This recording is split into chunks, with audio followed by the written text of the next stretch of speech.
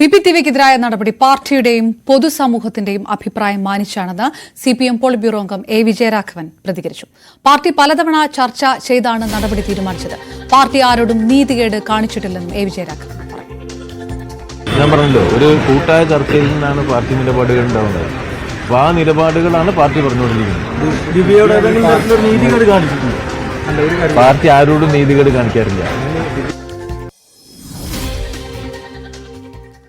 ADMന്റെ ആത്മഹത്യയുമായി ബന്ധപ്പെട്ട കേസിൽ CPM നടത്തുന്നത് തട്ടിപ്പെന്ന് പ്രതിപക്ഷ നേതാവ് VD സതീശൻ. നവീൻ ബാബുവിന്റെ കുടുംബത്തോടൊപ്പമെന്ന് MV ഗോവിന്ദൻ പറയുമ്പോൾ PPTVയെ സ്വീകരിക്കാൻ പോയത് MV ഗോവിന്ദന്റെ ഭാര്യ അടക്കമുള്ളവരാണെന്ന് സതീശൻ വിമർശിച്ചു. CPM സംസ്ഥാന സെക്രട്ടറി MV ഗോവിന്ദൻ പറഞ്ഞത് നവീൻ ബാബുവിന്റെ കുടുംബത്തോടൊപ്പമാണ് CPM എന്നാണ്, അല്ലേ? അതേ MV ഗോവിന്ദന്റെ ഭാര്യയാണ് ഇന്നലെ ഈ കേസിലെ പ്രതി. PP ദിവ്യ ജാമ്യം കിട്ടിയപ്പോൾ സ്വീകരിക്കാൻ വേണ്ടി ജയിലിൽ പോയത്. എന്ത് തട്ടിപ്പാണ് ഈ CPM എന്ന് പറയുന്ന പാർട്ടി? പാർട്ടി നേതാവായ ഭർത്താവ് പോയി പറയുന്നു ഇരകളുടെ കുടുംബത്തോടൊപ്പമാണ്.